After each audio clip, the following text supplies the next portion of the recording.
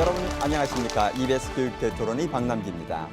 2022학년도 대입제도 개편을 위한 대입제도 개편 공론화위원회의 국민 대토론회가 지난달 말부터 시작되었습니다. 날이 갈수록 발표된 공론화 의제 4가지에 온 국민의 관심이 쏠리고 있습니다. 그래서 오늘 EBS 교육대 토론은 공론화 의제에 대한 우리 국민의 이해를 높이고 폭넓은 의견을 수렴하기 위해서 대입제도 개편 공론화위원회와 함께 토론회를 마련했습니다. 오늘 토론회 공론화 의제 4가지에 대한 모든 정보를 저희가 준비했습니다. 끝까지 시청해 주시길 기대합니다. 오늘 토론회 함께 하실 분들 소개합니다. 의제 4가지 각각을 대표하는 분들께서 자리하셨습니다. 먼저 의제 1을 대표해서 공정사회를 위한 국민 모임 이종배 대표님 나오셨습니다. 반갑습니다. 의제 2를 대표해서 교육 디자인 네트워크 윤상준 정책위원님 나오셨습니다. 네, 반갑습니다. 의제 3을 대표해서 선문대 입학처장 정영근 교수님 나오셨습니다. 반갑습니다. 의제 4를 대표해서는 우리교육연구소 이현 대표님 나오셨습니다. 네, 반갑습니다. 그리고 오늘 방청석에는 많은 학생들, 학부모님들께서 나와 계십니다. 이렇게 자리해 주셔서 고맙습니다. 방송 중에 여러분의 의견을 직접 들어보는 시간도 마련하겠습니다. 그리고 샵 0504로 시청자 여러분의 의견 보내주시기 바랍니다. 출연자를 지정하여 질문을 보내주시면 제가 여러분을 대신하여 질문을 하겠습니다. 100원의 정보 이용료 발생하고요. 모아진 금액은 전액 교육 기금으로 사용될 예정입니다. 또한 홈페이지 게시판에도 여러분의 의견 남겨주십시오. 자, 작년에 수능 개편안이 1년 유예된 후 지금까지의 과정 그리고 앞으로 남은 일정은 어떤 것들이 있는지 시청자 여러분의 이해를 돕기 위해서 저희가 영상을 준비했습니다. 함께 보시고 본격적인 토론 진행하겠습니다.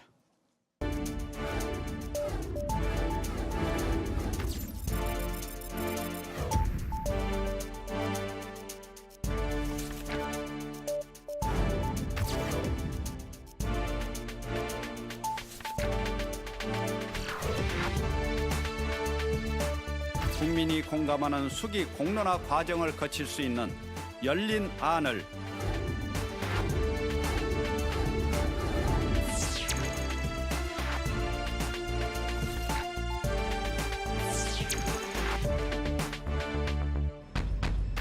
지난달 2022학년도 대입제도 개편을 위한 의제가 공개됐습니다.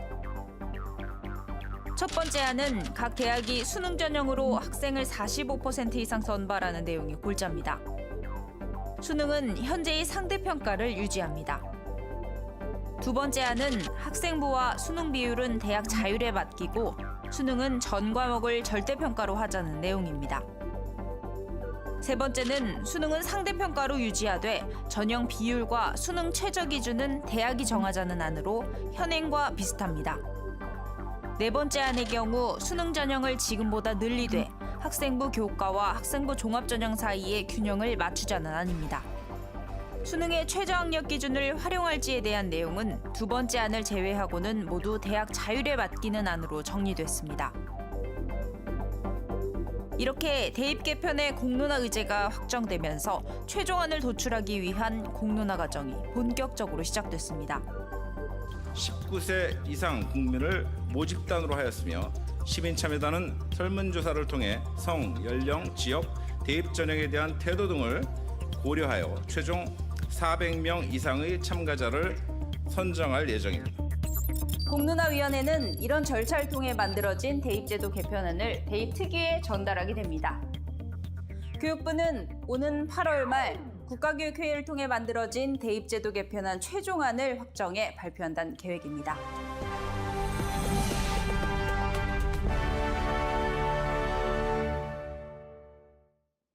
네, 본격적인 토론에 앞서서 오늘 토론의 진행 방식에 대해서 제가 설명을 올리겠습니다. 오늘 토론은 토론자께서 각 의제를 대표하여 참석하셨기 때문에 4가지 의제에 대해서 자세히 알아보는 집중 토론을 진행하도록 하겠습니다. 집중 토론은 총 60분 동안 진행될 예정인데요. 각 의제별로 15분의 시간이 주어집니다. 먼저 약 3분 동안 자신이 지지하는 의제에 대한 설명을 하시고요. 또 다른 토론자와 토론을 이어가는 그런 방식을 취합니다. 공정성을 위해서 발언 기회와 시간은 통제가 됩니다.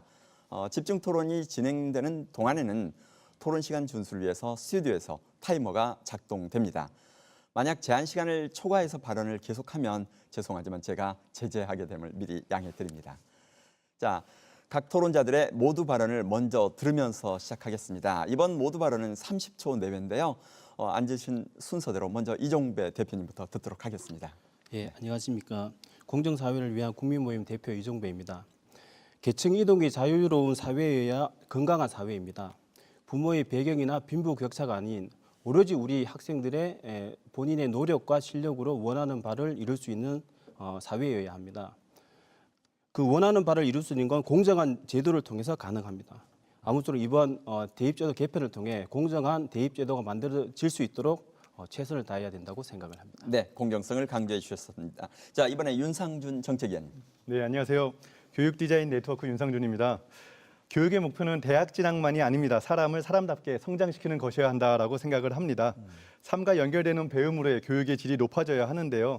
이번 공론화 과정이 가장 의미 있게 생각되는 것은 그러한 측면에서 과연 우리가 원하는 바람직한 교육이 무엇이 되어야 하는가에 대해서 깊이 있게 생각해 볼 수 있는 기회이기 때문입니다. 네, 그러니까 어떤 것이 바람직한 교육을 이끄는데 네. 바탕이 될 거냐. 자, 우리 정영근 교수님.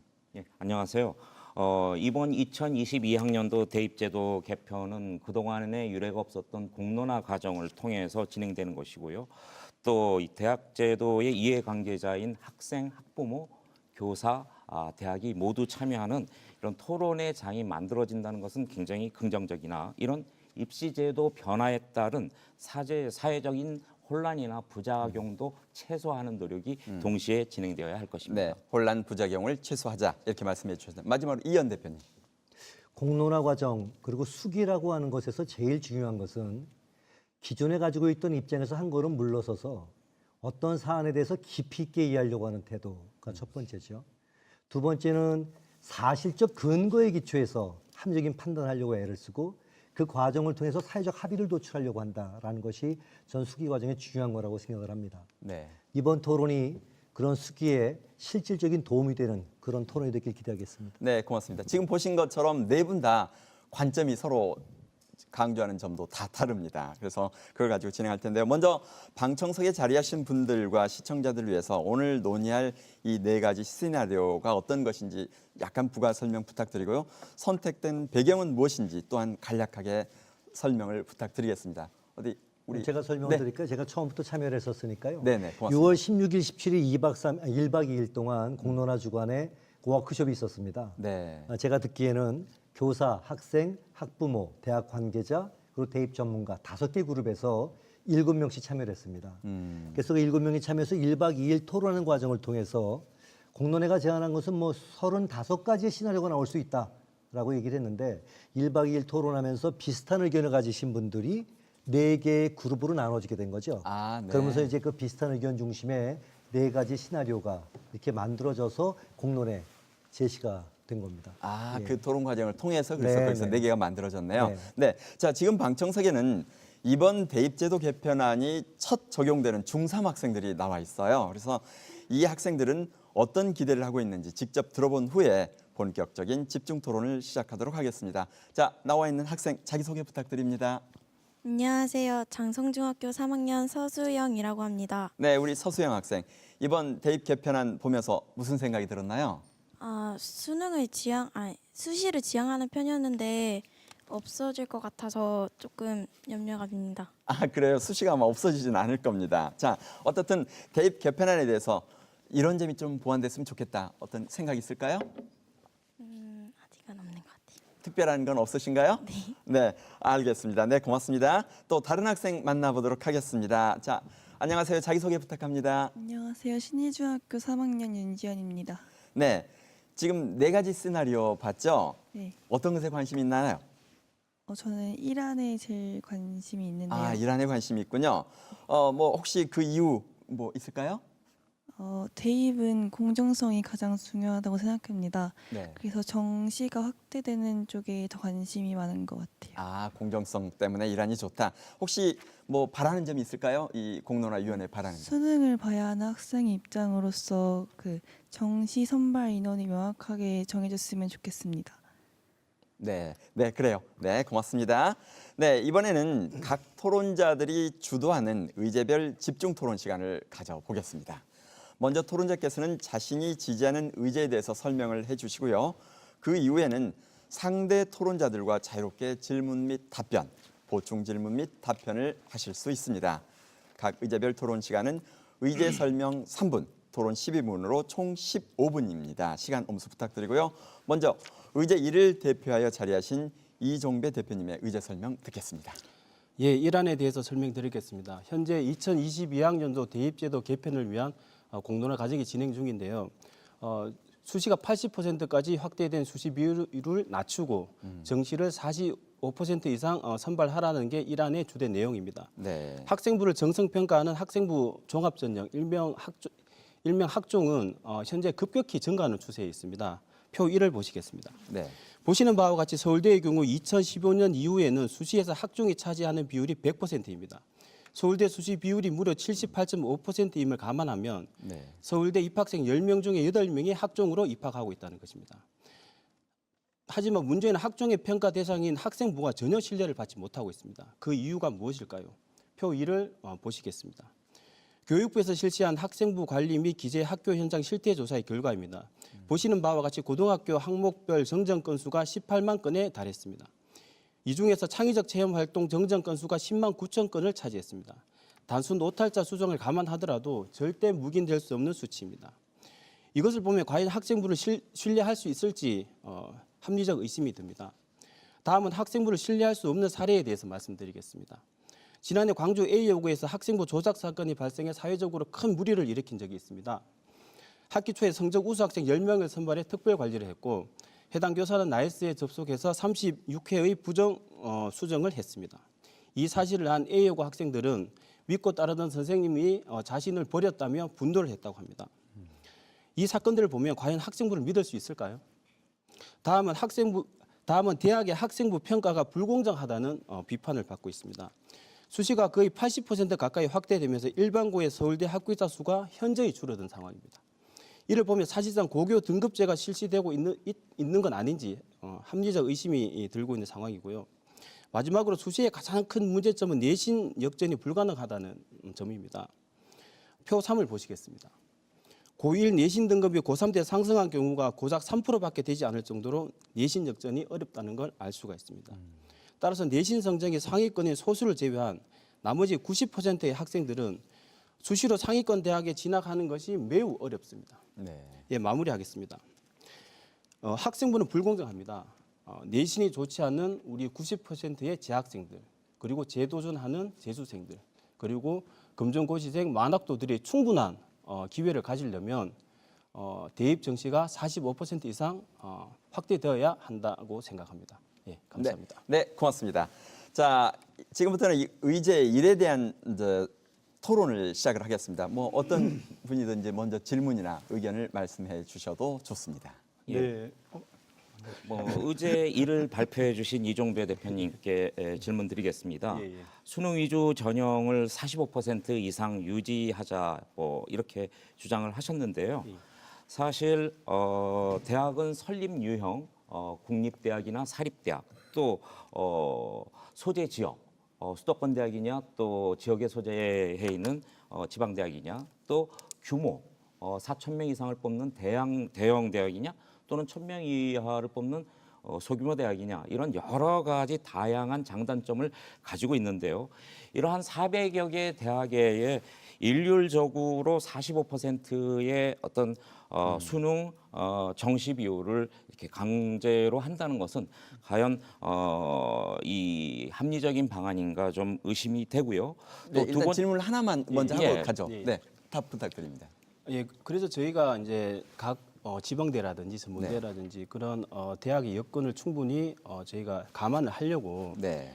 각 대학 측에 어떠한 이제 45% 일률적으로 정시 비율을 높였을 때 실질적으로 어떠한 문제점이 있는지에 대해서 저희가 들으려고 했었고, 근데 구체적인 근거를 아직 듣지를 못했어요. 막연하게 대학 학생 선발이 어렵다라는 얘기만 들으지 구체적으로 왜 어려운지에 대해서 들은 적이 없습니다. 그리고 그러한 구체적인 근거가 국민들을 납득할 수 있어야 된다고 생각합니다. 예, 그런 근거를 앞으로 말씀해 주시면 저희가 충분히 고려를 하겠습니다. 네, 혹시 마련된 거 있나요? 아니면 앞으로 그리고 마련... 먼저 한 가지 말씀드리면 네. 수시 정시 비율이 50대 50 반반일 때도 지방대에서도 다 그렇게 학생 선발을 한 적이 있었거든요. 예, 그 말씀을 드리고 싶습니다. 네.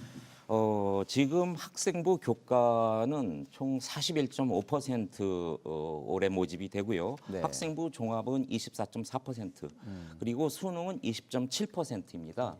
그래서 지금 이 세 가지 이 입학 전형이 나름 균형을 맞추고 있다고 판단이 되고요. 특이한 네. 점은 올 들어서 학종이 수능보다 더 비율이 올랐다는 것입니다.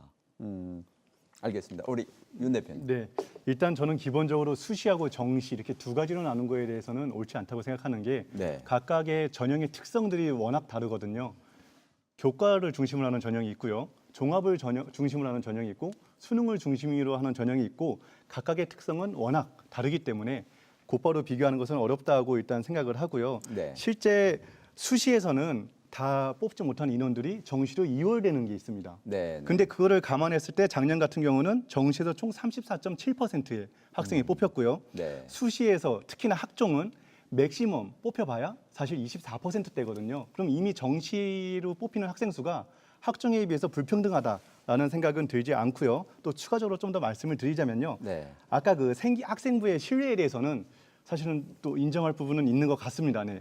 그렇다고 해서 그런 사례가 전체적으로 일어나는 거다. 그건 또 아니라고 생각을 하고요. 그런 문제점을 하지만 인식을 하고 있기 때문에 교육부에서도 많은 개선을 위한 노력을 하고 있죠. 지금 뭐 대회 수상 기록은 앞으로 삭제한다라든가 소논문, 봉사활동, 그리고 자율동아리 활동이나 방과 활동 이제 앞으로 기재할 수 없게 한다라든가, 그리고 뭐 세부 능력 특기 사항의 양식을 좀 변경시키고 나아가서 이제 모든 학생에 대해서 기록을 반드시 해주게 해야 한다라는 식으로 좀 개선을 하고 있어가지고 좀 더 기대해 볼 것이 있고, 또 학생부는 단 한 명의 교사에서 좌지우지되지 않습니다. 네. 3년간 수십 명의 교사가 작성을 하고 다양한 관점에서 작성을 하기 때문에 거기서 나오는 어떤 학생의 성향은 충분히 신뢰도가 있다라고 생각을 하고요. 대학 또한 그 진실성 검증을 위해서 많은 시스템이 갖춰져 있다고 생각을 합니다. 네, 고맙습니다. 우리 이현 대표님.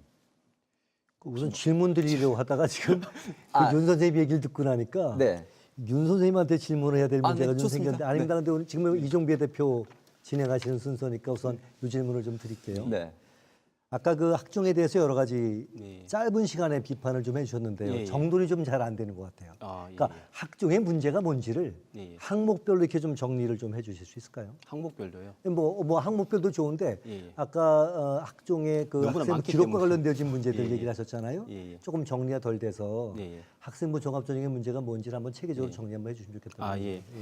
그 우선 그 이제 학생부 신뢰에 대해서 말씀드리면 이제 단순 오탈자 수정이라 하더라도 어떤 수정한 건수가 굉장히 많았었거든요. 근데 그 어떤 수정함에 있어서 과연 신뢰를 할 수 있느냐, 거기에 뭐 선생님한테 뭐 좀 더 잘 써달라고 한다든지 그러한 어떤 부정의 개입될 여지가 있기 때문에 학생부의 신뢰성이 많이 떨어진다라는 말씀을 드리고요. 그리고 학생부 같은 경우 비판이 너무나 많죠. 뭐 깜깜이 전형이다, 뭐 금수저 전형이다. 굉장히 많은데요. 저는 학생부의 가장 큰 문제점을 한 가지 꼽자면 내신 역전이 좀 어렵다는 부분, 거의 불가능하다는 부분. 우리 학생들이 역전을 할 수 없다면요. 특히나 고등학교 1학년 1학기 때 내신 등급이 그대로 3학년 때까지 이어지고 그게 대학으로 연결되거든요. 그러면 고등학교 1학년 1학기 때 좀 방황할 수도 있고 좀 늦게 철들 수도 있고 좀 내신 성적이 낮을 수도 있고, 근데 이런 학생들은 한번 고등학교 1학년 때 내신을 망쳐버리면 다시 내신으로 상위권 대학에 갈 수는 없거든요.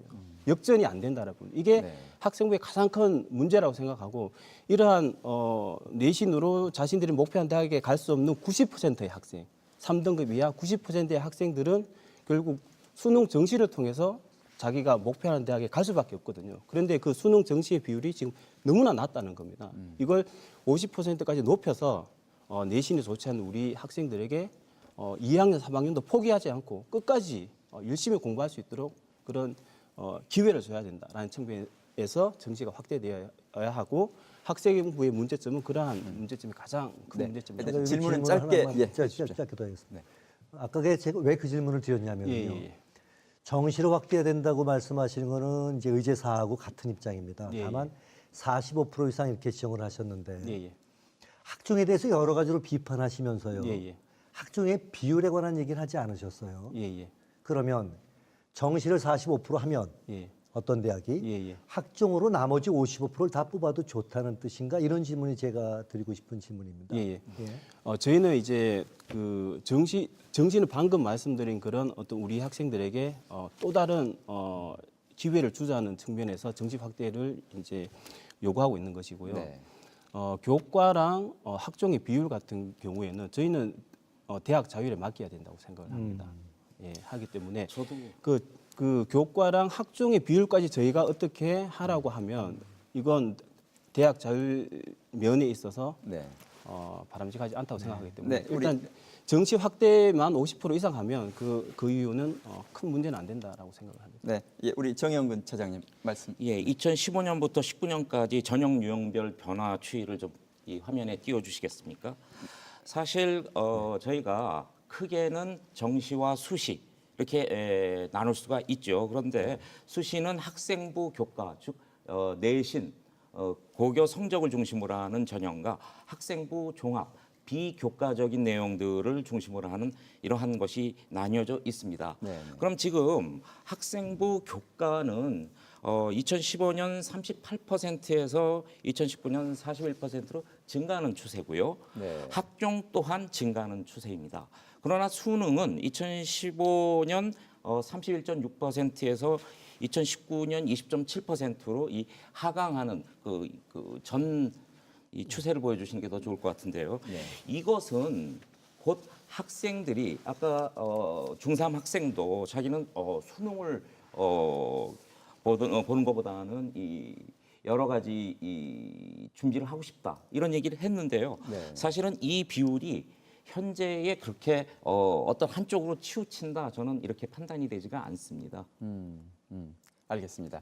혹시 여기에 대해서 뭐 더 하실 말씀 있으실까요?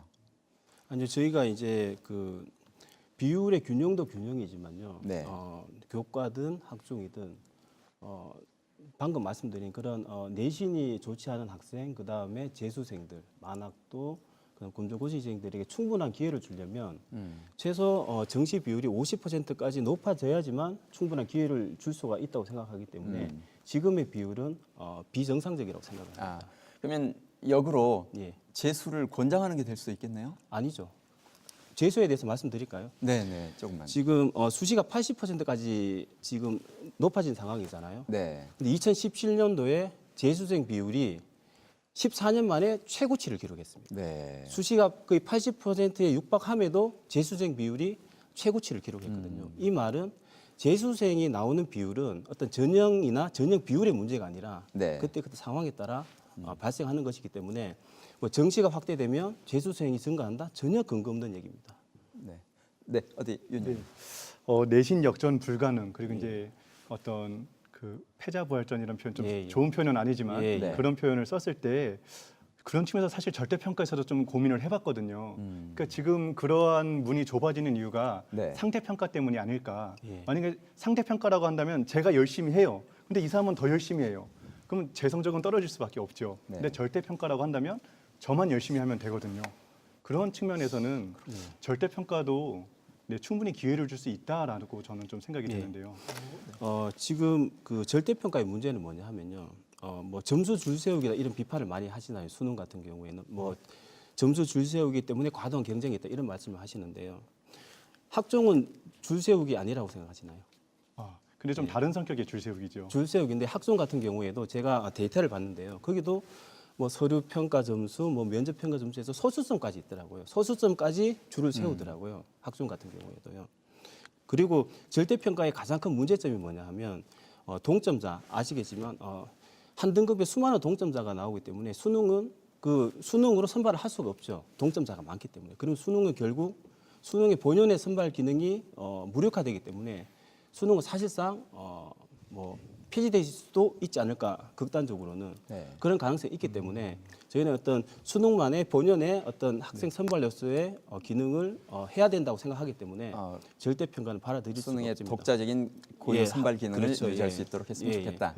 드릴 말씀이 또 좀 추가적으로 드리자면은 수능의 고유의 특성 유지돼야 한다고 생각을 합니다. 하지만 과연 정말 점수만 갖고 학생을 뽑는 것, 그것이 역으로 보면 대학에서 깜깜이 전형이 아닐까요? 네. 그런 측면에서 생각을 한다면 수능도 질적으로 보완될 필요가 있다라고 생각합니다. 그래서 그 많은 동점자들을 변별하기 위한 방법으로 면접 등의 방법을 쓰면 어떨까라고 생각을 하고 있는 겁니다. 자, 10초 남았습니다. 예. 마지막. 면접으로 뽑는다고 하더라도 수능의 본연의 어떤 역할은 약화될 수 있기 때문에 네. 저희는 받아들일 수가 없습니다. 네. 네, 고맙습니다.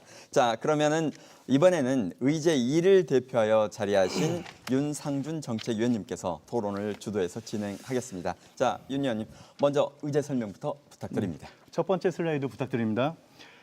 이번 공론화 과정에서 입시의 공정성을 많이 말씀을 하시는데 공정성이라는 것은 이거 첫 번째 슬라이드 아닙니다. 네. 공정성이라는 것은 나왔습니다. 이게 가치와 관점의 차이지 맞고 틀다를 말하기 너무 어려운 부분이 있습니다. 때문에 합의될 수 있는 성격의 것도 아니고 그래서 그러한 측면에서 학종은 공정하다, 수능은 뭐 더 공정하다 이러한 것은 특성을 객관적 비교가 불가능하기 때문에 의미 없는 논의라고 생각이 들고요. 그러한 측면에서 대입의 비율은 공정성의 한 가지 측면으로만 획일화시켜서는 안 됩니다. 학생과 대학들의 다양한 관점들과 다양한 특성들이 고르게 반영되고 존중될 수 있도록 대학에서 타당하게 정하는 것이 맞다라는 것이 입장이라서 대학의 자율화를 이야기하고 있고요. 말씀드렸다시피 이미 정시 최종 선발 인원이 수시 2월에 의해서 34.7%나 되고요.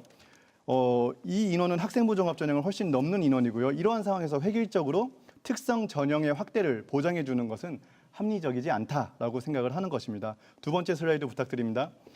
기본적으로 의제 2안의 핵심은 현재 수능이 학교 교육에 미치는 영향력을 그 문제점을 기반으로 하고 있습니다. 이미 수능 중심의 입시가 사교육이 발달된 부촌에서 유리하다는 것이 잘 알려져 있고 그리고 학교와 학생들은 문제풀이를 경쟁적으로 반복하고 암기하고 있습니다. 또한 수능으로만 대학을 가는 학생들이 미래 사회의 관점에서 우수한 인재와는 다소 거리가 있음이 보시는 표와 같이 연구되고 밝혀지고 있습니다. 사실은 이러한 이유 때문에 대학에서 수시를 계속 늘리려고 하는 이유이기도 하죠. 그리고 그 다음 슬라이드 부탁드립니다. 그리고 현재 입시 제도의 문제점과 아울러서 미래 교육에 대한 가치에 입각하여서 제시된 수능 절대 평가에 대한 어떤 교육 전문가들의 찬반 비율도 일반적인 주장과는 달리 압도적인 지지를 받고 있고 더욱 주목해봐야 할 것은 지금의 교육 동향입니다. 이미 역량과 과정, 학생과 배움이 강조되고 있고요. 또한 학교 운영 측면에서도 다양한 변화들이 있습니다. 이러한 측면을 고려해보면 수능은 절대평가로 전환되는 것이 보다 더 합리적이다라는 결론을 내릴 수가 있고요. 대학 입시가 고등학교에 미치는 영향은 어마어마합니다. 수능이 절대평가로 전환되면 최종 한 문제까지 정말 0.1점까지도 변별하려고 하는 그런 과잉 경쟁이 완화될 것이고요. 더 이상 다른 학생과 나를 비교할 필요가 없습니다. 절대평가는 내가 열심히 하면 됩니다. 오히려 지금보다 점수에 대한 예측 가능성도 높아지고요. 아까 말씀드린 것처럼 재수생에게도 훨씬 더 효율적으로 작동할 수 있을 거라 생각을 합니다. 그리고 가장 중요한 것은 중하위권의 학생들을 정확하게 진단하고 그리고 성장을 위한 지원 노력을 정확하게 해줄 수 있다는 것입니다. 그것이 교육의 책무성이고 교육의 신뢰를 회복하는 것이 됩니다. 과잉 경쟁의 완화로 발생되는 학업의 여유는 학교에서 보다 의미 있는 활동으로 채우게 되고 그것을 통하여서 교육의 질적 향상을 도모할 수 있을 것입니다. 고맙습니다. 자, 의제 2에 대한 설명이 끝났습니다. 이제부터 의제 2에 대해서 자유롭게 토론을 진행하겠습니다. 제가 먼저 질문 네, 그러십시오. 저 무슨 두더지 잡기 게임하는 느낌이 들어요. 네. 무슨 뜻이냐면요. 학종을 주장하셨던 분들한테 공정성에 관한 문제 제기가 계속 제기가 됐었습니다. 그러니까 뭐라고 대응하셨냐면 선발에서는 공정성만 중요한 게 아니다. 선발의 타당성을 생각해야 된다. 이런 주장을 하셨어요. 그러다 그 얘기가 별로 잘 안 먹히게 되니까 입장이 바뀌어가지고 수능의 공정성은 사실 공정성이 아니라 객관성일 뿐이다. 이런 주장을 하셨었단 말이죠. 그러다가 이제 그다음에 뭐라고 얘기하셨냐면 수능이라고 꼭 공정한 게 아니다. 예컨대 수능이 흑수저에게 유리하지 않다. 오히려 강남 일반고나 자사고 등에 게 유리하다. 네. 그러니까 공정성 문제 가지고는 수능만 공정하다고 말하기 어렵다. 이렇게 대답을 바꾸시더니 예. 오늘 윤 선생님은 완전히 또 다른 얘기를 하세요. 공정성 논란은 의미가 없다. 전형마다 특색이 다르니까 공정성 논란 이제 의미가 없다. 이렇게 나가게 되니까 첫 번째 우선 당혹스럽고요. 네. 정말 선발을 어떻게 하냐 문제에서 공정성이란 의미가 없는 것이냐. 이게 제가 드리고 싶은 첫 번째 질문이고요. 네, 일단 첫 번째 질문 듣고 네, 또 네, 가겠습니다. 그러죠. 네. 공정성은 물론 중요합니다. 중요한데 그 점수로만 학생을 판단하는 것이 공정하냐 아니면은 정말 여러 개 잘하는 게 있는데 그런 것들을 다양하게 봐주지 못하는 것 그게 정말 공정하다라고 생각을 하는지 질문을 여기서 제가 추가로 드리겠습니다. 점수로만 판단하는 게 공정하냐 이렇게 말씀을 하셨어요. 윤 선생님은 이제 잘 알려져 있는 것처럼 학종을 지지하시는 분입니다. 여기서 말하는 점수는 수능 점수를 말하시는 거죠. 그렇죠. 네. 학종은 예컨대 서울의 모 대학은 서류 700점, 면접 300점, 1000점으로 뽑습니다.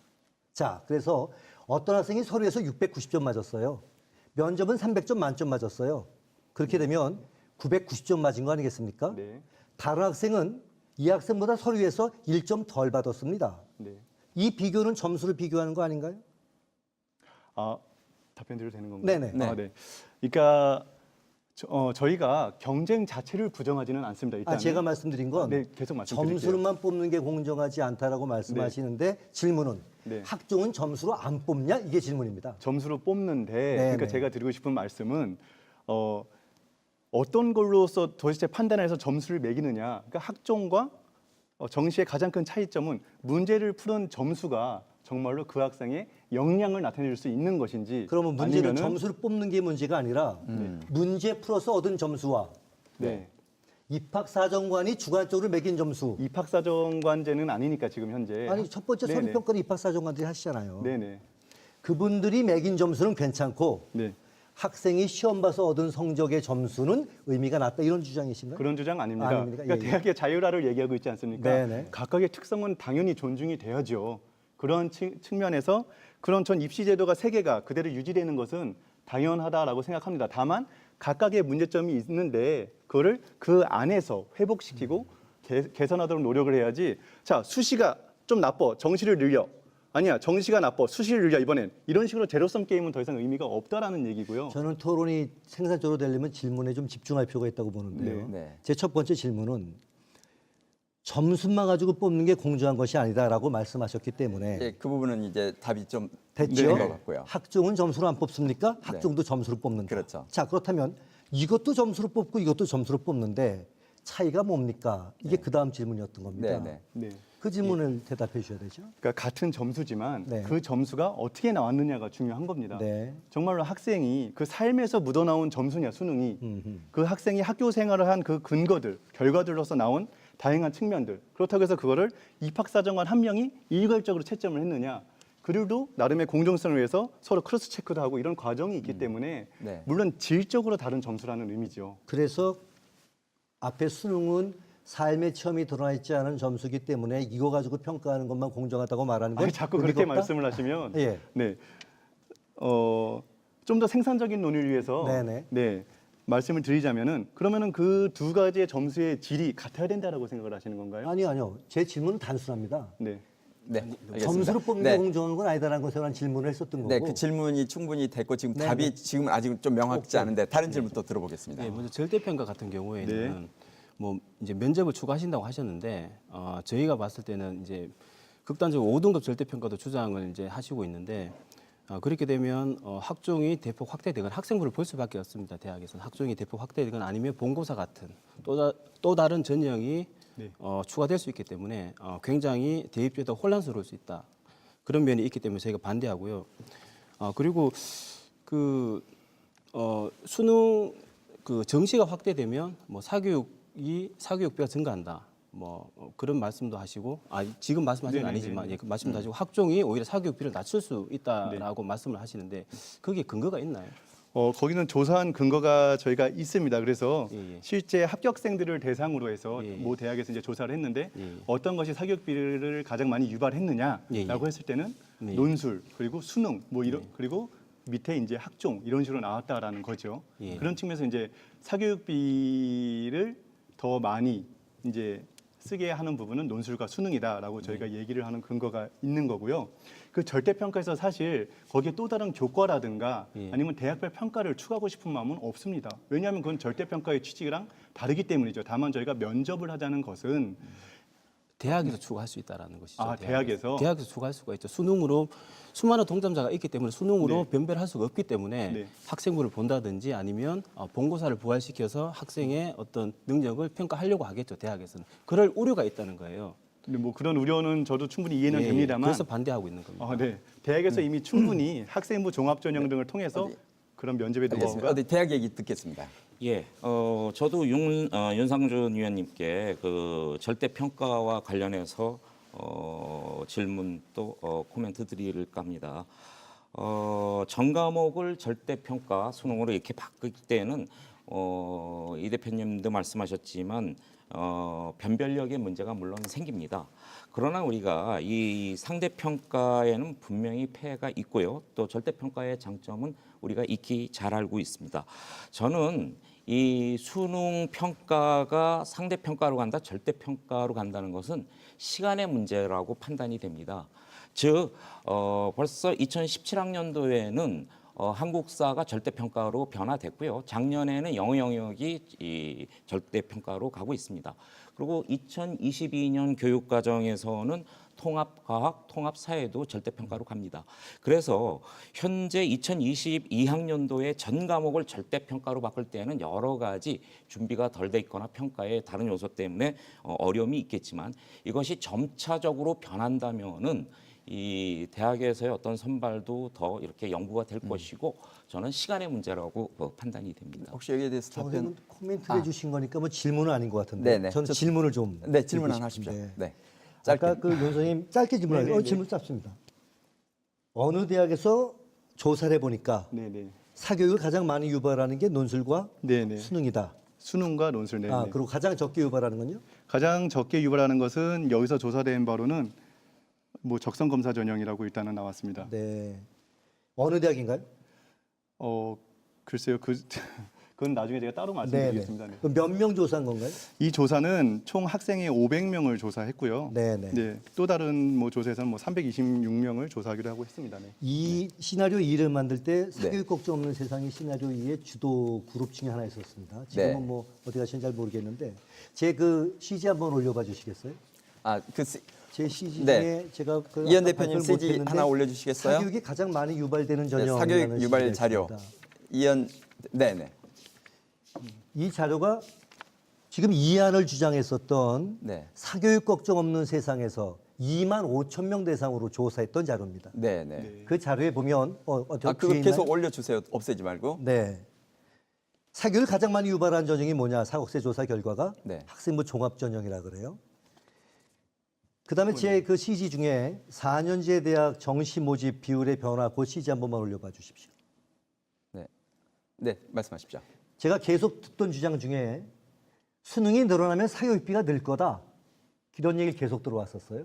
학종은 사교육비 감소에 긍정적인 역할을 한다. 저 그래프를 한번 보시죠. 2007년도서부터 2014년도까지 지금 파란색 CG를 그래프가 좀 크게 보내주세요. 네. 사교육 참여 학생 1인당 사교육비 쭉 올라가는 걸 보여줍니다. 수능은 비율이 계속 줄어들고 있죠. 자, 만약에 수능이 사교육비를 유발시키는 주범이라면 수능이 줄면 사교육비가 줄어야 정상 아니겠습니까? 근데 수능은 줄었는데 사교육비는 계속 올라가요. 제가 CG로 못 만들었는데 그래프를 하나 그려왔습니다. 예. 한번 세워주시죠. 예. 요걸 한번 저거 한번 잡아주시겠어요? 네, 한번 잡아주시겠어요? 네, 말씀하십시오. 요 그래프는 2007학년도 입학사정관 시작서부터 그다음에 이제 2015학년도에 학종으로 바뀌죠 이름이 학생부 종합전형의 변화하고 사교육비의 변화를 보여주는 겁니다. 네. 사교육비는 계속 증가하고요. 네. 학종이 계속 증가합니다. 알겠습니다. 이따 더 추가할 때 설명할 때 활용해 주시기 바랍니다. 네.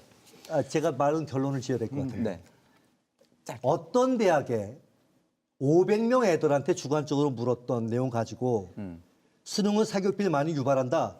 이런 식으로 얘기하는 것은 사실을 오도할 수 있다. 네, 좀 더 객관적인 알겠습니다. 근거를 가지고 여기에 말할 대한 필요가 답 있다. 짧게 해주시고 질문 듣겠습니다. 여기서 중요한 것은 정말로 그 사교육비 조사를 했는데 이것이 정말 어떤 물가 상승률이 반영이 됐는지 아니면은 그 사교육비는 증가했지만 그 금액이 뭐 예를 들어서 뭐 초등학생들의 어떤 다양한 교양을 위한 것이라든가 그런 것들이 증가됐는지 그런 부분에서 정확성이 없기 때문에 제가 보여드린 자료는 고등학생 자료입니다. 네. 고등학생들 어떤 게 사교육 자료. 고등학교 자료라는 거죠? 앞에 걸 사교육비가 올라가는 그래프가 네. 고등학생들 참여 학생당 사교육비 그 옆에 보면 액수가 써 있습니다. 네. 이 자료의 출처는 통계청의 조사 보고서입니다. 알겠습니다. 예. 혹시 예.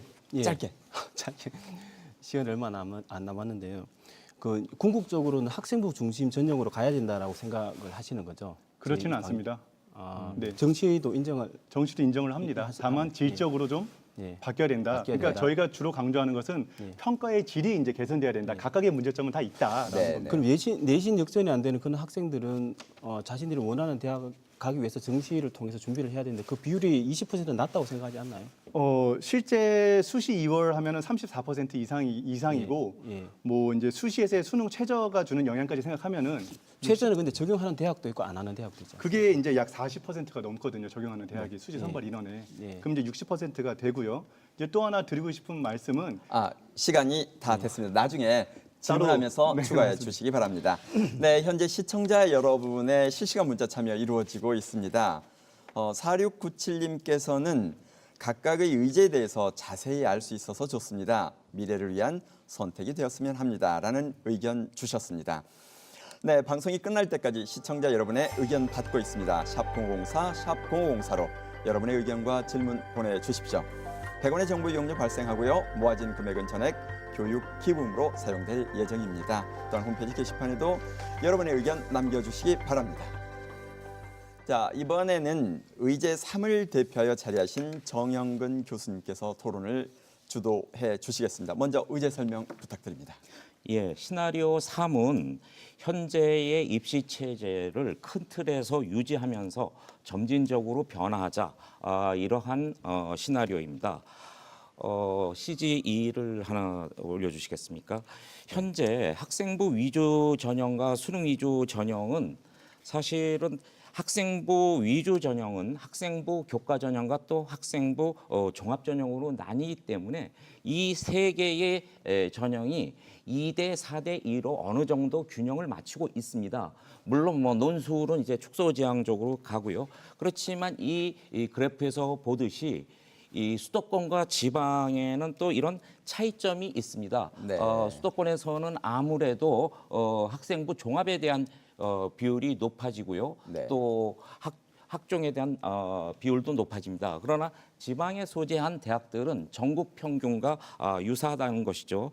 그래서 여기서 다른 패널들께서 주장하실 때는 하나의 대학 또는 어떤 최상위권의 어떤 우리가 늘 알고 있는 이런 대학을 예를 들어서 설명해 주시는데 대한민국에는 200여 개의 4년제 대학과 200여 개의 전문 대학들이 있고요. 또 이 대학에서는 각각의 어떤 특성에 맞춰서 가장 좋은 입학 전형을 만들기 위해서 굉장히 노력하고 있다는 것입니다. 그리고 여기 한 가지 더해서 학령 인구의 감소를 보면은요. 특히 2022학년도에는 학령 인구가 41만까지 줄어듭니다. 그럼 현 입학 정원이 유지된다는 전제하에서는 대규모 미달 미충원 사태가 나타난다는 것이죠. 8만 2천 명 정도의 미달이 나타나는 것이고요.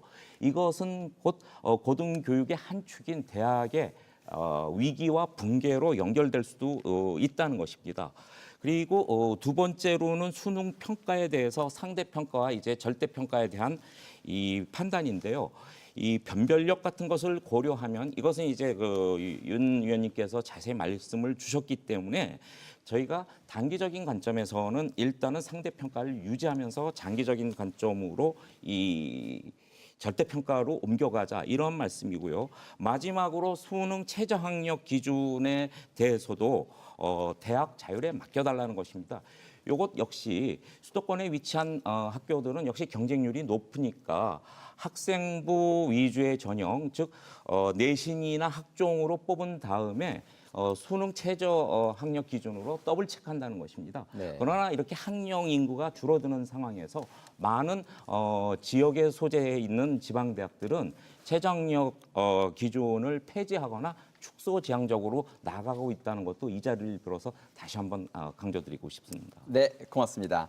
자, 의제 3에 대한 설명이 끝났습니다. 지금부터 자유롭게 토론을 시작하겠습니다. 네, 예. 이종규 대표님부터 가겠습니다. 학생 미충원 문제는 학생 수가 부족하기 때문일 거라고 생각을 합니다.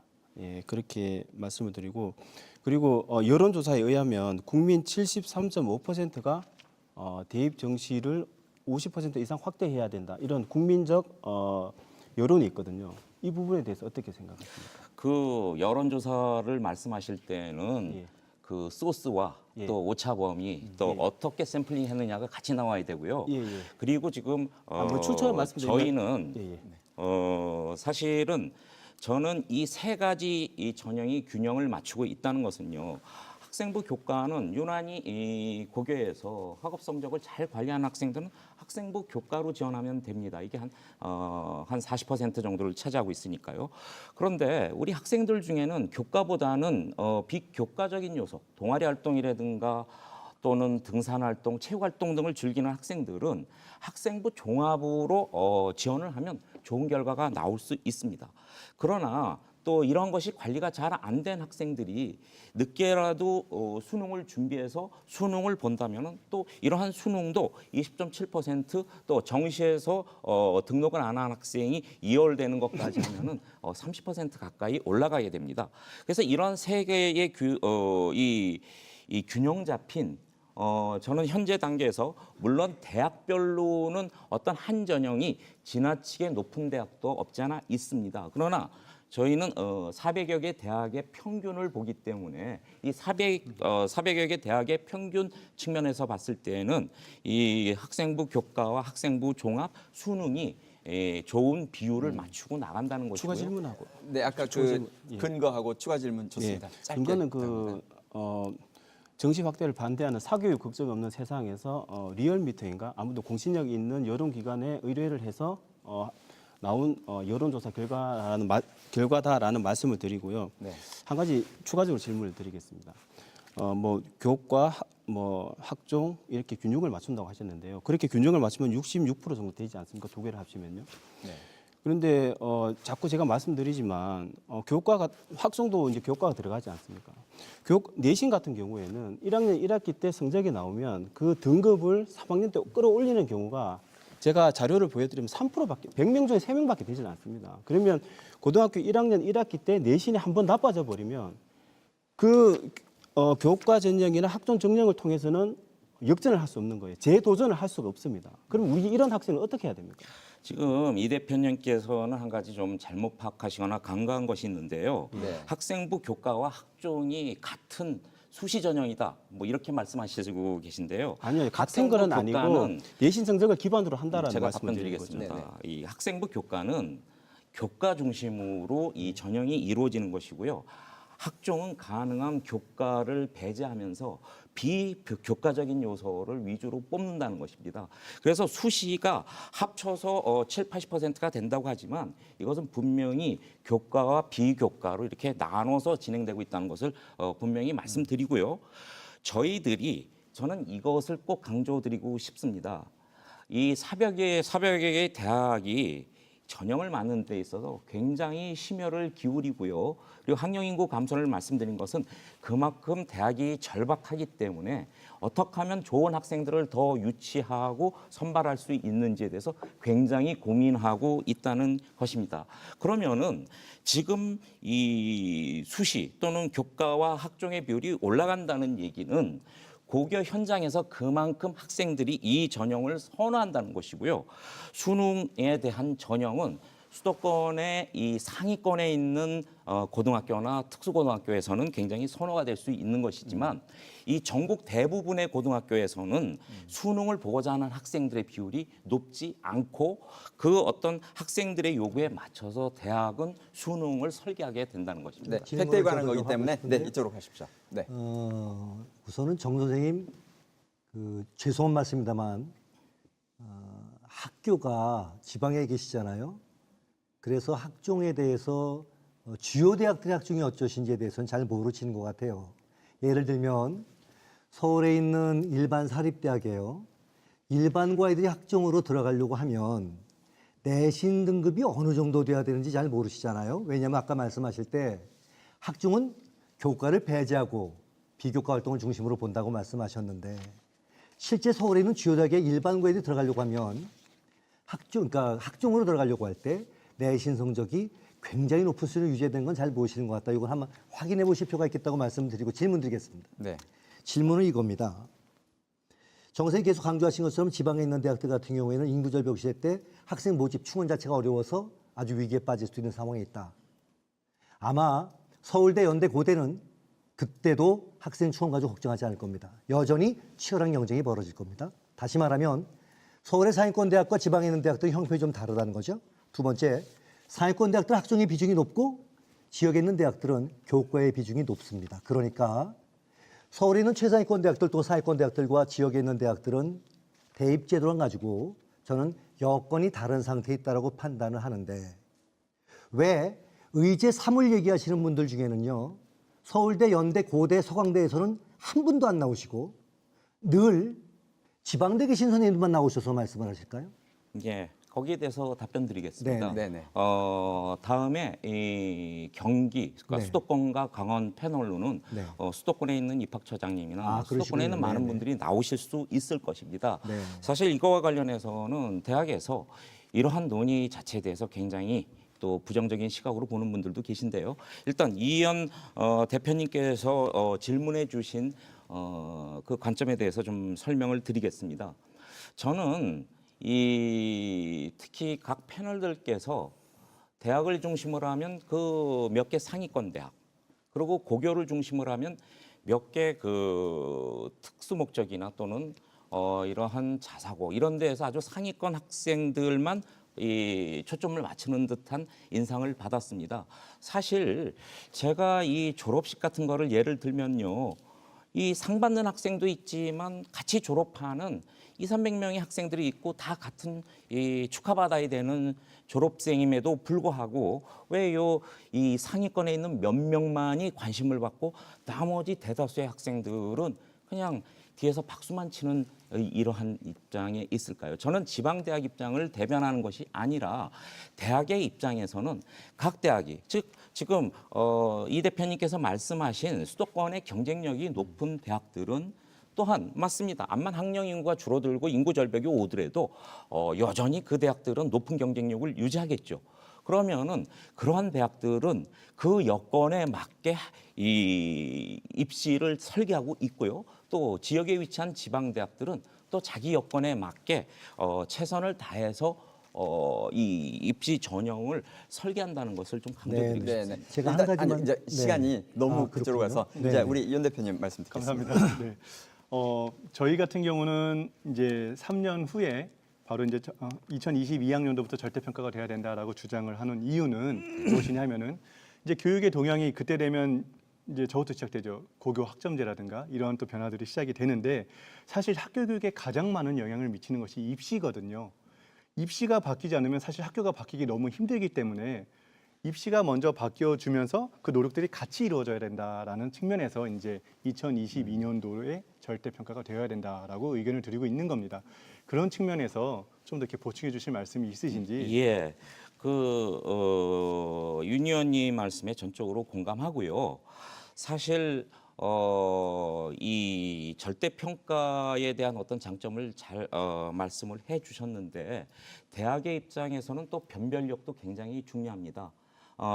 그러면은 만약에 이 수시가 절대평가로 전 과목이 다 이 개편이 돼서 이렇게 입시 자료로 내게 된다면은 아마 대학은 본고사 유형에 가까운 면접이나 논술 같은 것을 부활하려고 할 것이고요. 네. 그리고 장기적으로는 지금도 정시 비율이 낮다고 했는데 변별력이 약한 정시 비율을 더 줄이는 방향으로 갈 수도 있다는 것입니다. 그렇지만 저는 지금 윤 의원님께서 말씀하셨다시피 이 장기적으로는 간다는 것이죠.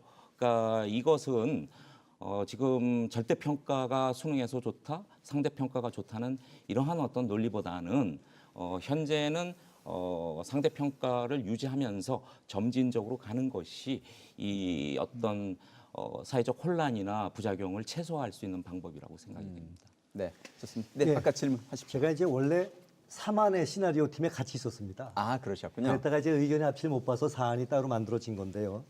정 교수님, 제가 질문 하나 드리겠습니다. 결국 3안은요, 수시정시 비율 대학 자율에 맡겨라. 지금대로 갈 수 있다 이런 뜻일 거고요. 상대평가 지금대로 가자는 뜻이 되고요.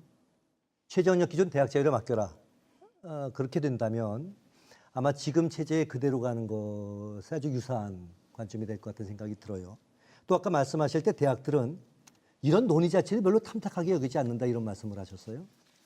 작년에 8월 이후에 대학 입시 가지고 사회적인 여러 가지 여론들이 거세게 일어나서 대학 입시 개편은 지금 공론에 맡겨진 상태까지 온 겁니다. 자, 대학 입시에 대한 이런 사회적인 비판 여론들은 별로 의미 없는 아우성이다 이렇게 보시는 건가요? 자, 거기에 대해서 답변 드리겠습니다. 사실은 현행의 입시 제도를 큰 틀에서 유지하고 대학 자율에 맡긴다. 사실 다른 의제에서도 자율이라는 말은 굉장히 많이 나옵니다. 그런데 우리가 이 자율이라고 하는 것에 대한 해석이 굉장히 다를 수가 있습니다. 즉 자율을 대학이 마음대로 한다. 이런 식으로 해석을 하신다면 굉장히 지금 그런 뜻이 아니라. 이 대표님께서 제가 계속 답변드리겠습니다. 말씀하신 대로 변화가 없다 이런 주장을 하시고 그래서 이런 장소까지 왔다 이렇게 말씀을 하시는데요. 사실 대학은 이 고등교육의 공급 주체이긴 하지만 또 이 고등교육의 수요 주체인 학생과 학부모님들이 원하는 방향으로 설계하려고 애를 씁니다. 질문은 뭐였냐면요. 정시를 확대해달라는 요구도 꽤 있었고 학종의 불공정에서 문제 제기도 있었는데 여기에 대해서 아무런 답을 안 하시니 지나치게 대학이 현실한 줄 알려고 하는 거 아니냐. 네. 국민들 여론을 너무 무시하고 있는 거 아니냐. 이런 알겠습니다. 질문을 드렸던 겁니다. 13초 남았습니다. 마지막 답변 부탁드립니다. 대학은 어느 대학이나 가장 좋은 전형을 설계하기 위해서 최선의 노력을 하고 있고요. 네. 또 그 결과는 좀 봐주시기 바랍니다. 네, 고맙습니다. 하여튼 대학을 믿어달라는 말로 마치셨습니다. 이제 그동안에 많은 공격을 하셨던 우리 이현 대표님이 제가 의제 공격을 많이 하게 사에 됐나요? 대해서 이제 공격을 받은 토론을 순서네요. 진행하시겠습니다. 먼저 네. 의제 설명부터 듣겠습니다. 뭐 따로 PPT 없이 그냥 말씀을 드리겠습니다. 의제 네. 4는요. 이런 문제식입니다. 원래 수시라고 하는 선발 제도가 정시를 보완하려고 만들어진 겁니다. 97년도에 처음 등장했는데 지금과 같은 수시 정시 체제가 만들어진 건 2003학년도서부터였어요. 2003학년도에 수시는 3, 정시가 7 정도의 비중이었었죠. 약 10년, 11년 지나고 난 다음에 작년에 수시가 73%를 훨씬 넘게 됐습니다. 그러니까 배보다 배꼽이 더 커진 거죠. 이게 문제 상황 첫 번째입니다. 두 번째, 아까 우리 이종배 대표도 계속 지적을 하셨는데 수시에서 큰 비중을 차지하는 전형이 학생부 교과 전형, 내신 전형이죠. 그리고 학생부 종합 전형입니다. 그런데 서울의 최상위권 대학도 아니에요. 그런 대학의 책임 입학사정관이 말씀하시길 일반고에서 우리 학종 지원하려고 하면 평균 1.5 정도 내신 등급은 필요합니다. 이런 얘기를 하신 걸 갖다가 제가 들었습니다. 둘 다 상당한 내신 성적이 뒷받침돼야 어떻게 목표하는 대학에 지원해 볼 만한 그런 전형입니다. 거기서 아까 이종배 대표가 그런 지적을 하셨던 거죠. 결국 고1 때 좋은 내신 성적을 얻지 못하게 되면 넓어진 수시에서 대학 진학의 기회가 상당히 제한되는 문제가 생긴다. 이게 수시가 넓어진 것에 대한 불만과 비판의 근원 중에 하나입니다. 네. 실제로 고2 때부터 정시 가지고 공부하는 친구들도 있고요. 고3 다 돼서 해보겠다고 달려드는 친구들도 있고 내신 성적은 안 좋아도 학업 능력이 뛰어날 뿐만 아니라 모의고사 성적이 좋은 친구들이 있습니다. 이 친구들이 이 넓은 수시 여건 속에서 대학 도전의 패배자로 뒤로 미리부터 밀려나야 되는 양상들. 이게 전 사회적인 비판과 문제제기의 근원이라고 봅니다. 특히 아까 제가 정 교수님께 조금 신뢰가 되는지 모르겠습니다만은 상위권 대학과 중상위권 대학의 여건이 참 다릅니다. 수시 학종이 문제가 되는 건 30여 개 안쪽의 상위권 대학들입니다. 그리고 대학 입시에 대한 불만의 핵심도 이 대학에 타겟이 가 있습니다. 대학에 뭔가 도전적인 문제를 가지고 목표 갖고 있는 친구들은 이들 대학을 목표로 하고 있거든요. 근데 이 대학들이 정시의 비중은 낮고 학종의 비율이 굉장히 높은 거예요. 이 대학들은 교과로도 많이 뽑지 않습니다. 자, 저희가 제안하고자 하는 대학 입시 개편의 방향은 그렇습니다. 이 상위권 대학들을 중심으로 정시를 확대할 필요가 있겠다. 이 상위권 대학들 학종의 비중을 좀 낮춰서 학종의 공정성 문제, 투명성 문제가 상당히 해결될 수 있도록 하는 조치가 필요하겠다. 이 상위권 대학들의 교과의 비중도 균형을 맞춰나가는 게 필요하겠다. 중하위권 대학들은 아까 정 교수님 말씀하신 것처럼 여러 가지 어려움들이 있습니다. 대학 입시 개편안이 중하위권 대학에 영향을 주지 않으면 좋겠다. 이게 저희가 생각하는 방향이고요. 네. 그래서 제안한 것이 정시의 비율을 높이되 수시 정시의 비율은 대학의 자율에 맡기자. 구체적인 것. 그 대신 학종은 교과 전형보다 더 많이 뽑지 않도록 하는 정도의 가이드를 반드시 제시해서 상위권 대학들의 균형을 잡게 시간 됐습니다. 해나가자. 예, 그런 게 네, 제 제안입니다. 고맙습니다. 자, 이렇게 이제 설명이 끝나서 지금부터 자유롭게 토론을 시작하겠습니다. 네, 예. 이종배 대표님. 예, 일단 1안과 4안의 가장 큰 차이점은 정시 확대라는 방향은 같지만 저희는 이제 구체적인 수치를 제시를 했고 4안은 구체적인 수치가 없는데요. 막연히 저희가 담론 수준의 정시 확대를 하라라는 결론이 나왔을 때 대학이 지키지 않으면 어떡하나라는 문제가 있고요. 그리고 교육부 차관이 주요 대학에 정시를 확대할 것을 국민의 뜻을 받들어서 정시 확대할 것을 요청한 적이 있었는데 네. 그때 대학이 2% 정도 정시를 확대해 놓고 대대적으로 우리 정시 확대했다고 언론 플레이를 한 적이 있었거든요. 그래서 저희가 이제 이번 공론화 과정을 통해서 어떤 담론 수준의 정시 확대를 하라라는 결론이 나오면 대학이 그걸 뭐 꼼수를 뭐 조금 극소수의 비율을 높여놓고 정시 확대를 했다라고 할 수 있기 때문에 오케이. 저희는 구체적인 이제 수치를 제시했거든요. 그 부분에 대해서 어떤 대책이 있는지. 네. 첫 번째 말씀드리고 싶은 건요. 수시가 이렇게 확대된 이유 중에 하나가 수시 선발을 우수 학생들을 먼저 선점하려고 하는 그런 상위권 대학들의 경쟁 때문에 그 경쟁 속에서 수시가 자꾸 넓어져 왔습니다. 그런데 아까 제가 상위권 대학들이 학종과 교과의 비율 중에 학종이 교과를 넘어서지 않도록 한다는 가이드를 준다고 말씀드렸잖아요. 이 가이드가 굉장히 위적적입니다. 그렇죠. 서울대학교는 학종으로 다 뽑고요. 교과 0%입니다. 연세대학교 교과 0%입니다. 서강대학교 교과 0%입니다. 성균관대학교 교과 0%입니다. 이 대학들은 학생부 교과 전형이 우수한 학생을 선발하는 도구라고 별로 생각하지 않아요. 일반고 출신들이 엄청 들어오기 때문인 거죠. 그래서 지난 10년의 데이터를 보면 평균적으로 서울 상위 10개 대학들은 교과 전형의 비율이 평균, 그냥 단순 평균 냈을 때 11% 정도밖에 되지 않습니다. 자, 저희 제안대로 교과 전형과 학종 중에 학종이 교과보다 많지 않게 해라. 최대한 같을 정도까지 가라. 이렇게 되면 교과 10% 뽑으면 학종 10% 뽑으라는 겁니다. 교과 20% 뽑으면 학종 최대 20%까지 뽑는 거 대학이 알아서 해라 라고 하는 것이죠. 그런데 네. 이 이야기엔 저희 연구소나 저희 의제에서 분석한 바에 따르면 이렇게 가이드를 주게 되면 이 최상위권 대학들은 교과의 비중을 많이 높이지 않을 것이기 때문에 네. 결과적으로 학종의 비율도 많이 높일 수 없게 되고 그럼 수시의 비중은 적어지게 되고 정시의 비중은 확대될 거다. 얼마나 확대될 건데 최소 50%에서 70%까지 확대될 수 있다. 그렇게 생각을 하고 있습니다. 추가 질문 네, 하고 짧게 가겠습니다. 드리겠습니다. 네. 예. 수시의 취지가 대학이 우수학생 선점하기 위해서라고 했는데요. 그러면 교과 정년도 수시 제도이기 때문에 굉장히 선점에 효과가 있지 않습니까?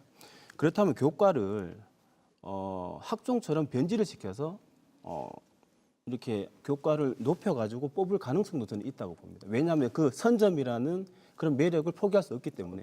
그래서 교과가 학종처럼 변질되어서 교과를 이렇게 40% 뽑아버리고 학종도 40%라 뽑아버리고 이런 상황이 오면 어떻게 대처가 있는지 저는 그 부분에 대한 가이드가 또 필요하다고 생각합니다. 학부모들이 우려하고 있는 부분. 네, 가이드가 필요하고 의미 있는 우려라고 생각을 합니다. 예를 들면 2009학년도에 고려대학교에서 1단계 학생부 교과 90%로 선발한 일반 전형이 있었습니다. 1단계에서 15배수에서 18배수를 17배수까지 뽑았습니다. 이렇게 뽑게 되면 이거 정말 교과 전형이라고 말하기 어려운 거죠. 1단계를 통과했는데 17배수가 들어간 거예요. 2단계는 깜깜해지는 거죠. 그런 악용을 막기 위한 교과 전형의 교과 전형답게 하기 위한 어떤 장치가 필요하다는 말씀에 공감을 하고요. 예. 제가 거기까지 말씀을 안 드린 예, 건 예, 알겠습니다. 지금 의지에서 그 디테일까지 가지 않아서 말씀을 안 드린 네, 거예요. 알겠습니다. 네, 질문 예. 받겠습니다. 제가 이 대표님께 질문 드리겠습니다. 이 대표님께서는 뭐 지방대학에 있다가 하는 좀 인신적인 발언도 하셨지만 저도 이 대표님에 대한 여러 가지 사항을 알고 있지만 이 자리에서는 말씀드리지 않겠습니다. 그런데 네. 지금 강조하고 계신 것이 학생들이 관심 있고 이러한 대학이 상위권 몇 개 대학이다 이렇게 말씀을 하셨어요. 그리고 예, 예. 계속 예를 들어서 하시는 대학들이 우리가 이름을 들으면 다 알만한 10위권 한 15위권 대학의 어떤 이 예를 들어서 계속 설명을 주시고요. 그래서 이런 대학 중에서 어떤 대학이 100% 또는 지나치게 한쪽으로 몰려서 가기 때문에 이미 균형 잡혀서 전형을 잘하고 있는 대부분의 많은 400여 개 대학도 다 이러한 한쪽으로 치우쳐 있는 이 상위권 대학 때문에 똑같은 어떤 이런 기준을 정해가지고 몇 퍼센트 이상을 올려라, 몇 퍼센트 이하를 낮춰라 하는 이러한 정책이 과연 좋은 입학 정책이냐는 것이 제 질문이고요. 그렇다면은 결국은 이렇게 여건이 다른 대학들에게 각자 자기의 어떤 입장에 맞춘 전형을 만드는 것에 그것이 대학 자율이라고 저는 이렇게 판단이 됩니다. 저는 정 선생님께서 제 의견을 충분히 이해하셨을 거라고 믿었었는데 정 선생님 저 그 얘기를 하고 싶은 겁니다. 무슨 뜻이냐면 우선 저는 전문대학교 200개는 제가 연구를 별로 해본 적이 없습니다. 4년제 대학 200개에 대해서 제가 연구를 쭉 해왔습니다. 그중에 정시 비율이 낮은 대학들 한 130개 추려서 보면 그 130개 대학 중에 14개의 상위권 대학과 나머지 한 115개 이상의 대학들이 굉장히 다른 양상을 보인다는 겁니다. 자, 정 선생님 말씀하셨던 아까 학생 충원 자체가 문제가 되는 그 대학들에 대해서는 대학의 자율성에 폭을 주고 대입제도로 압박하지 말자. 이게 저희 제안입니다. 어떻게 그럴 수 있는데 이 대학들은 다 학생부 교과 전형의 비율이 학생부 종합 전형의 비율보다 높은 대학들입니다. 꽃동네 대학이나 한동대를 제외하면 그게 높은 대학들이어서 저희 제안, 이 가이드에 영향을 받지 않습니다. 그 대학들은 정시를 10% 가져갈 수도 있고요. 20% 가져갈 수도 있습니다. 조건은 교과가 학종보다 많게 유지하시면 되는 거죠. 그런데 문제가 되는 한 상위 30개 대학을 보니 이 대학들은 학종의 비율이 굉장히 높다. 이 대학들은 학종의 비율을 낮추도록 하자는 것이고요. 그렇게 되면 이 대학들에서는 자동으로 정시가 확대된 효과가 생긴다라는 게 저희 제안이어서 그 여건에 대한 고려를 저희는 충분히 하고 있다 이렇게 생각을 하고 있습니다. 네, 좋습니다. 윤 대표님. 네. 아까 해주신 말씀 중에서 네네. 이제 뭐 서울대를 뭐 특정한 예로 들겠습니다. 사실은 이제 2012년도까지는 교과 전형 중심으로 운영되다가 이제 뭐 경쟁의 과열 때문에 이제 그 다음 년도부터는 이제 학생부 종합 전형 쪽으로 많이 틀었는데 그것보다 이제 일반고 학생들의 비율에 대해서 말씀해 주셨지 않습니까? 사실 일반고 학생들이 가기 힘들지요. 근데 중요한 것은 기회 균형이나 뭐 이런 지역 균형 같은 장치가 있음에도 불구하고 그만큼 갑니다. 그리고 특목고가 잘 가는 이유는 뭐 걔네들의 실력도 실력이지만 학교 교육과정 운영 자체가 워낙 잘 돼 있어가지고 그 학생들이 유리할 수밖에 없죠. 근데 그러한 측면에서 만약에 이제 저희의 우려는 그겁니다. 정시가 확대가 됐습니다. 그럼 이제 특목고 학생들은 더 이상 수시에서 어디 설 데가 없는 거예요. 그럼 그 학생들이 수능을 열심히 공부하겠죠. 사실 지금의 특목고는 수능 중심으로 운영되고 있지는 않거든요. 그랬을 때 그럼 일반고와 그 학생들이 경쟁한 게임이 될 수 있는지가 하나 우려가 되고요. 또 두 번째는 그럼 특목고 학생들이 그렇게 수능을 중심으로 공부하는 것은 타당한가? 타당하다라는 표현보다는 그게 정말로 교육의 질이 상승되는 건가? 라는 것에 대한 의문이 있습니다. 네, 이현 대표님. 세 가지 제가 답변을 드려야 될 것 같아요. 네. 첫 번째는 수능 비중이 커졌을 때 특목고하고 일반고 사이에 유불리의 문제에 관한 답변을 드려야 될 것 같고요. 두 번째 문제는 수능 중심으로 특목고가 전환돼서 그렇게 교육하는 게 올바른 교육이냐 이런 질문에 대해서도 답변을 드려야 될 것 같고요. 첫 번째랑 관련되는 건데 어쨌거나 우선 답변 드리겠습니다. 저희가 제안할 때 문제의식은요. 유불리가 첫 번째가 아닙니다. 네. 일반고에게 유리하냐 특목고에게 유리하냐 이게 첫 번째 문제의식이 아닙니다. 선발의 첫 번째 덕목은 공정해야 된다는 겁니다. 그래서 붙은 사람도 내가 왜 붙은지 알고 떨어진 친구도 내가 무엇이 부족했는지 알 수 있어서 결과에 승복할 수 있는 그런 전형이 돼야 된다가 첫 번째 문제의식입니다. 그리고 그다음에 안을 들여다보니 실제 그 결과를 보니까 아주 이상한 결과가 벌어지더라. 어떤 결과가 벌어진대. 이거 제가 또 하나 뭘 보여드려야겠습니다.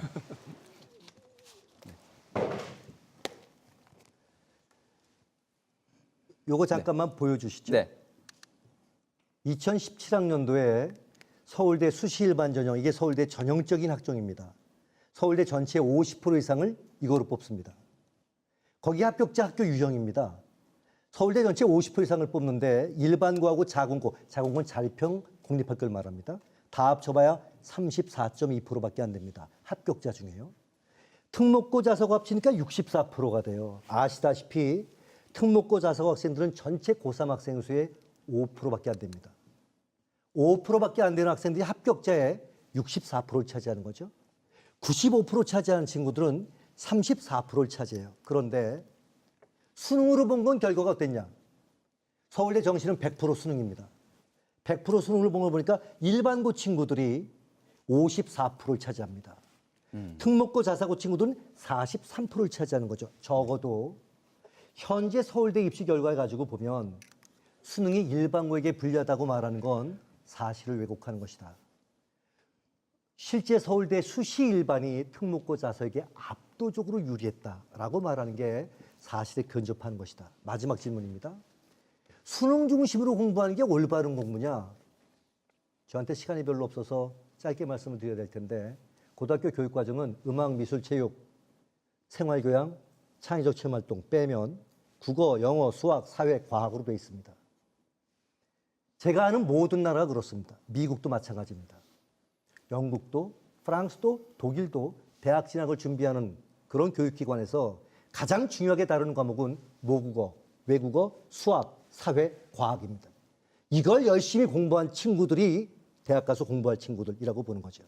이 지적 배경 그리고 그 공부하는 걸 과정을 통해서 얻어진 공부하는 방법에 대한 능력 이걸 갖춘 친구들이 대학 가서 공부해야 된다. 대학 가서 열심히 고등학문해야 된다. 이런 문제의식이 전 세계 문제의식입니다.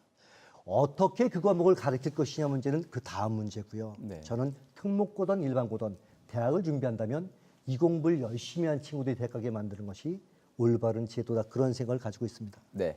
뭐 좀만 더 네. 추가 말씀드리면 짧게 질문하셔야 네. 됩니다. 과연 정시에서 특목고의 학생들이 얼마나 많이 남아서 그 수능을 보고 지원을 했는지 그거에 대해서는 좀 더 저도 알고 싶고요. 이 대입만 놓고 보시는데 이 대입이 학교에 미치는 영향에 대해서도 좀 충분히 생각을 해주셔야 됩니다. 대입만 놓고서 보면은 거기서 나오는 문제들 해결을 위해서 많은 의견이 있을 수 있지만 그 대안이 학교에 어떤 영향을 줄지 그걸 생각해 보자는 거죠. 네. 어디 한 20초 정도 남았습니다. 20초 남았습니까? 네. 서울대 수시 일반이 1,600명 좀 넘습니다. 1,700여 명이라고 가정해 보자고요. 그중에 64%입니다. 그러면 뭐 얼마나 숫자 나오겠죠? 특목고 몇 명 남아있냐? 얘네가 다 수능으로 하면 어떻게 되냐? 특목고 전체가 24,000명쯤 됩니다. 특목고 자소가 합쳐서. 서울대 합격자가 한 8,900명 됩니다. 그것 뺀 나머지가 수능으로 할 수 있죠. 네. 남았나요, 시간이? 네, 됐습니다. 네, 죄송합니다. 고맙습니다. 여러분들께서 지금 들으시면서 그 다양한 관점에서 이란이 만든 것 같다가 사만이 맞는 것 같다 자꾸 헷갈리리라 생각을 합니다. 네, 지금까지 4가지 의제 토론을 통해서 저희가 자세히 살펴봤는데요. 여러분을 위해서 4가지 의제를 한눈에 볼 수 있도록 정리한 영상을 준비했습니다. 잠깐 보시겠습니다. 서로 인류를 확대하고 거리를 좁히면서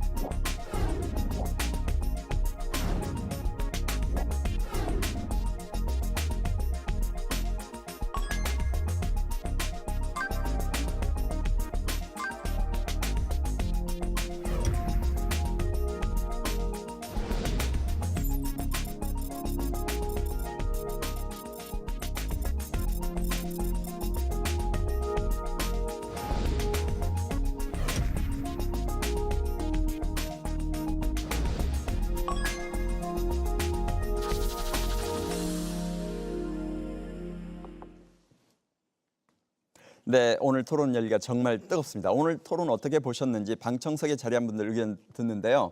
저희가 시간이 거의 다 됐습니다. 그래서 학부모님, 선생님 한 분씩 볼 텐데 한 문장으로 짧게 해주셔야겠네요. 자, 먼저 학부모님 한 분 소개하겠습니다. 자기소개 부탁드립니다.